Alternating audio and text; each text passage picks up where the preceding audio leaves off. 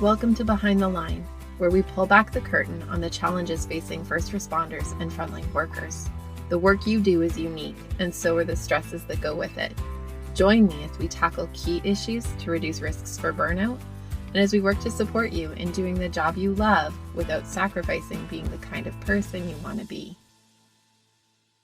Hey there, and welcome back to Behind the Line. I'm your host, Lindsay Faas. I'm a clinical counselor living and working in beautiful British Columbia, Canada. I've worked as a trauma therapist for over a decade, and after so many years supporting clients working through PTSD and stress-related injuries, and remaining engaged with the latest research in the field, I've learned a lot.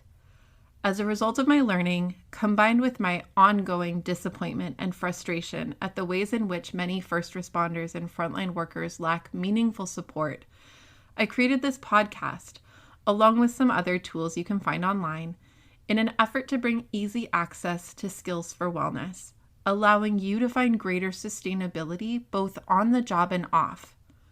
Behind the Line is a place for us to talk about the real life, behind the scenes challenges facing you on the front lines.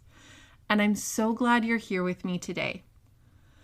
Today, you're joining me as we enter week 2 of a 5-week series covering every side of self-care imaginable. Even better, on top of this 5-week podcast series, I'm also offering a 5-day challenge called the Self-Care Dare 5-Day Challenge for first responders and frontline workers, where those who choose to take the dare will get access to daily videos prompting deeper learning about self-care and tools for integrating strategic self-care into daily life. The challenge will help set up habits and break down barriers, and it only costs $5.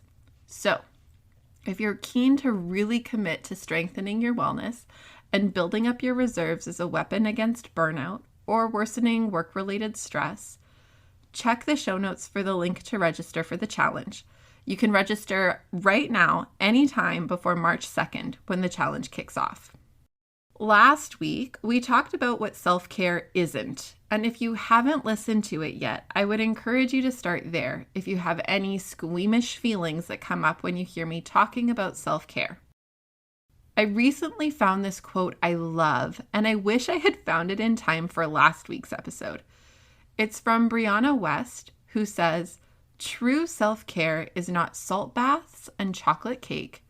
It is making the choice to build a life you don't need to regularly escape from." I love this quote because it speaks to much of what we talked about last week, that self-care is not simply the fluffy actions so often talked about in relationship to the word self-care. But I also love that this quote offers something really insightful that connects to our topic today as well, that true self-care is a choice, and that it is filled with intention. Listen again. True self-care is not salt baths and chocolate cake. It is making the choice to build a life you don't need to regularly escape from. It is a choice to build. If you're new to Behind the Line, you may not yet know that I am a bit obsessed with the word intentional.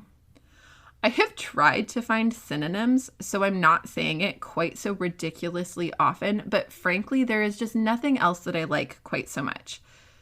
If you can imagine for a moment getting the chance to build your own home exactly the way you want it. Pipe dream for most of us, I know, especially those of us living in the lower mainland of BC, but maybe fun to imagine. If you had that chance to build your own home exactly the way you wanted it, spare no expense, would you choose to just slap something together? Or would you choose to rush through doing the bare minimum to have something that stands, albeit perhaps a bit dilapidated? Or would you intentionally, thoughtfully consider and choose each piece to be the way you know you would want it? I feel like most of us would choose the last option, that if we had the chance, we would want to maximize it and make our dream home mindfully considering our needs and wants for both now and the future, meticulously crafting a design, carefully selecting the finishings, conscientiously evaluating who we would ask to complete the project, and intentionally being involved in the process of seeing it through to completion, right?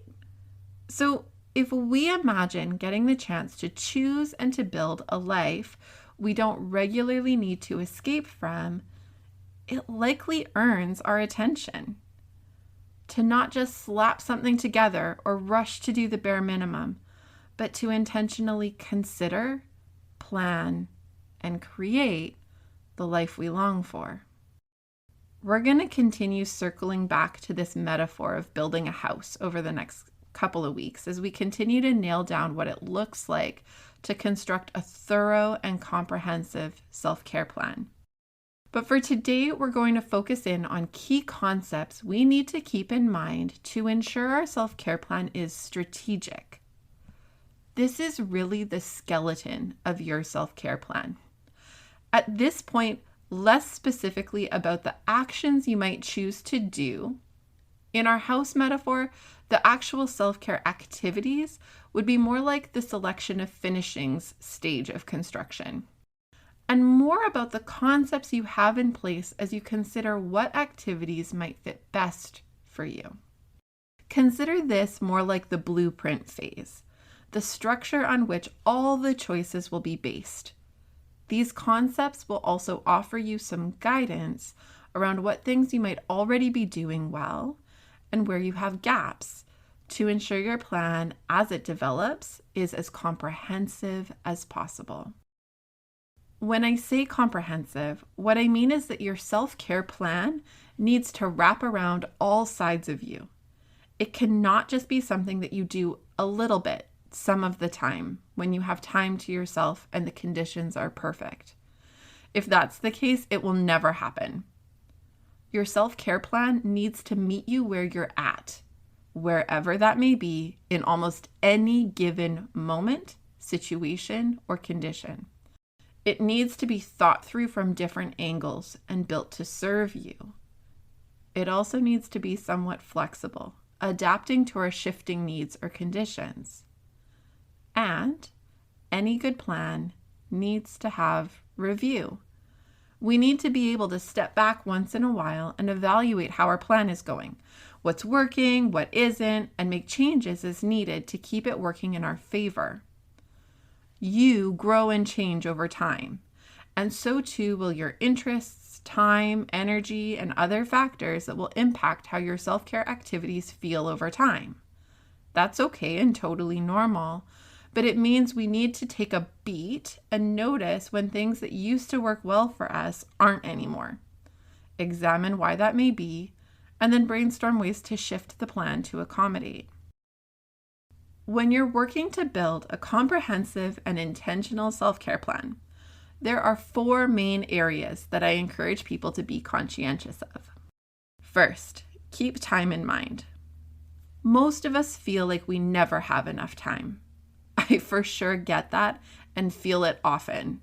So when we talk about something like self-care and the idea of a comprehensive plan, I also get that it can feel a bit overwhelming and like it just adds one more thing you have to do in a day.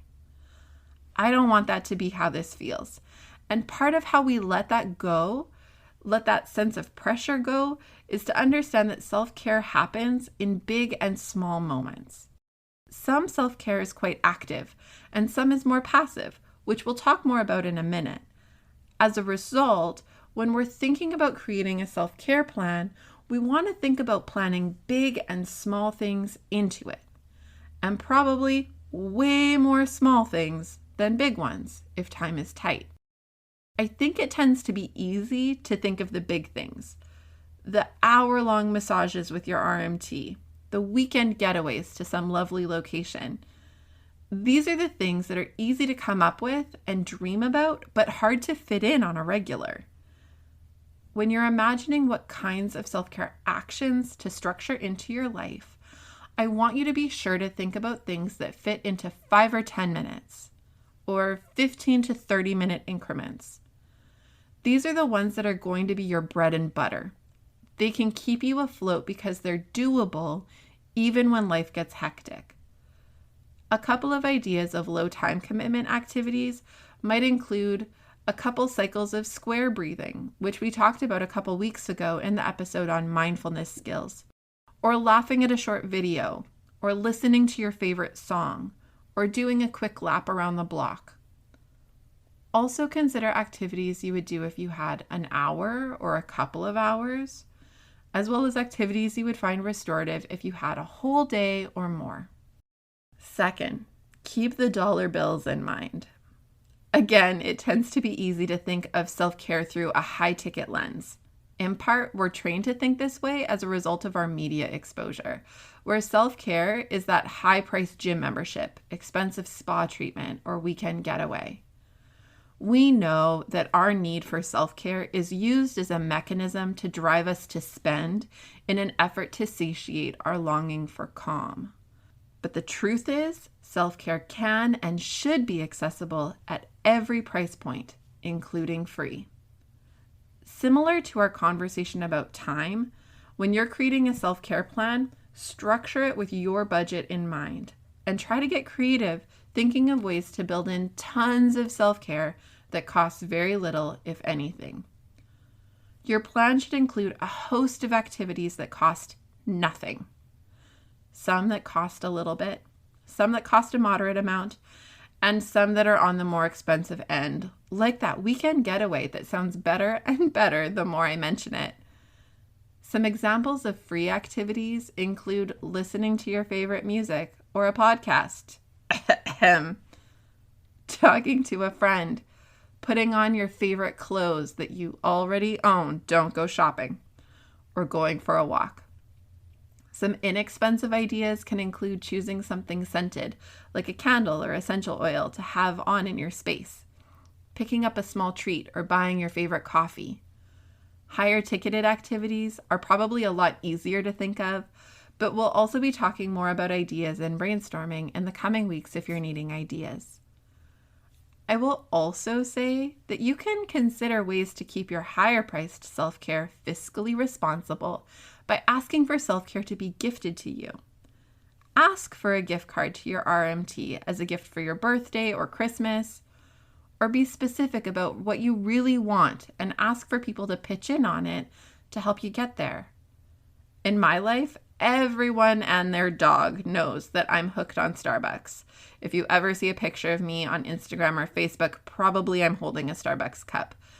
And I love getting gift cards to help supply my very expensive coffee habit. There is no shame in asking for those you love to help you access things that help you feel loved and cared for. That's why they want to get you a gift to begin with. All right. Third area to keep in mind as we work at building a comprehensive and intentional self-care plan. Keep energy in mind. Did you sleep well last night and feel like you have energy to burn? Or are you exhausted and barely dragging yourself through the day? Were you doing okay this morning, but by lunch started to feel bogged down like you're walking through sludge? The reality is that our energy fluctuates in significant ways day to day, but also within any given day. And our self-care has to be able to flex with that. If it doesn't, it will tend to feel more like work and less like care. To keep energy in mind, we need to first be able to assess our own energy in an effort to accommodate for it. So we need to be able to step back for a moment and ask ourselves how we're doing, where we're at, and what we think we need. Sometimes we may be low energy and need something that lets us be low energy and perhaps a bit more passive.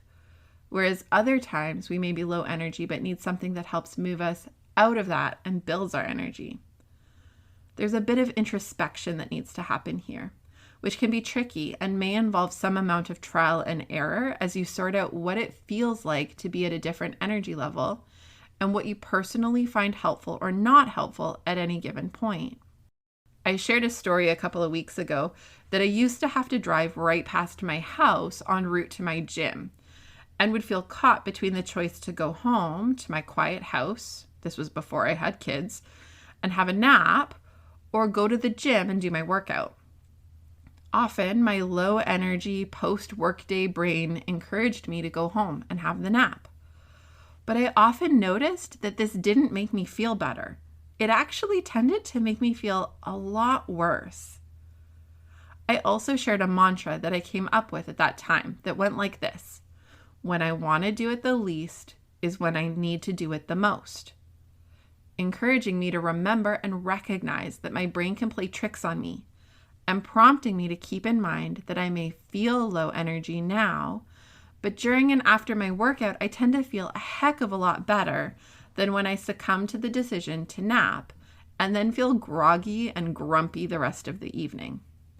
Once we feel like we're assessing our energy and working at meeting our need with an activity, we need to ensure we have activities that meet the spectrum of energy requirements. Your plan should include some activities that can happen passively, with virtually no energy involved at all.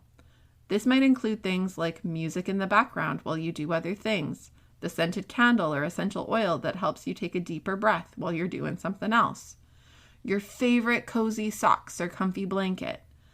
There are tons of things. Your plan should also include some activities that are low energy, like reading a book or listening to a podcast or watching a funny show.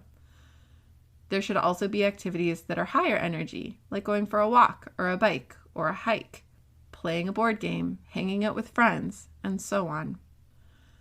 Last on the list of areas to keep in mind as we work at creating a comprehensive, flexible, and intentional self-care plan is to keep context in mind. In our day-to-day lives, we find ourselves in a zillion different contexts. At home with people, at home alone. In the car with people, in the car alone. On a walk with people, on a walk alone. At the grocery store with so many people. At work, at the gas station, at the dog park. You are in different contexts all the time. We can't wait for self-care to fit into only the most idyllic conditions, where we have hours on our own to do whatever we might like with. I keep saying that self-care has to happen in the big and small moments, and this is so true. To make it really count, it's going to be additive. Little bits add up to matter in bigger ways than you might think. So as you work at imagining your self-care plan, I want you to think of actions that can happen if you're on your own, if you're with one or two people, or if you're in a crowd. I want you to come up with ideas for when you're at home, at work, and out and about. We have to try and use every moment we can and make them count to maximize our wellness. So there you have it. 4 areas to keep in mind as you start to imagine creating a comprehensive self-care plan. Keep time in mind, keep expense in mind, keep energy in mind, and keep context in mind. These are going to be the key pieces that help you work out a plan that meets needs at all levels, in the monotony of day-to-day life, as well as in the not so monotonous moments. Next week, we're going to be talking about how to make self-care personal, and we'll start brainstorming actions to fit into the structure that we're establishing today. But before we move into that, I also want to clarify a couple of other foundational pieces that are important to remember and understand as we go forward. So first, not all self-care feels good. Self-care includes practical actions that care for your best interest even when it doesn't feel good, like dentist visits, exercise, budgeting to reduce your financial stress, and so on. Similar to care parents show for their kids, some of it is about making them feel good, strengthening their sense of self, sense of being loved and nurtured. And some of it is about forcing them to take their medicine, eat their vegetables, and get a cavity filled. This will be true for you too. Some of the care actions you build into your plan will be nice, nurturing, calming, encouraging, and some will be base care for your practical needs, like brushing your teeth, keeping up with doctor's appointments, and things like that. Remember last week we talked about the core aspect of self-care actually has little to do with the actions or activity and more to do with the heart behind the actions. Knowing that you're booking that doctor's appointment as a way to demonstrate that your health matters is actually self-caring. Second thing to remember is that self-care includes setting boundaries and saying no. Again, if you think of it from a parenting perspective, sometimes part of how you have to show care as a parent is to set limits that your child may not love. In our own self-care, we may need to set limits with ourselves and say no to things even when we really want them, like saying no to more screen time and scrolling on my phone and instead making myself go to bed a bit earlier. We may also need to set limits with others in an effort to show respect or kindness to ourselves. This may include limiting contact with someone who makes me feel badly about myself or who consistently hurts or upsets me. It might mean saying not this time to a request to do something because I know what I really need is some time to rest or do something different. Tagged alongside setting limits, self-care includes holding some grace for myself that I can't be everywhere doing everything all the time. Remember that bank account analogy we used last week? If I'm not investing something into my energy day to day and week to week, but I'm expecting to give generously from those stores, at some point I'm gonna run out. Help yourself to know that while it may not always feel good to set limits, it is in your best interest and the long-term best interest of others that you invest in. Third, self-care involves experimentation and capacity to self-reflect in an effort to notice what you like and what you don't, what works for you and what doesn't. I remember years where all anyone ever talked about was how great baths were. And I tried to like them. I really did, but I don't. They are terrible.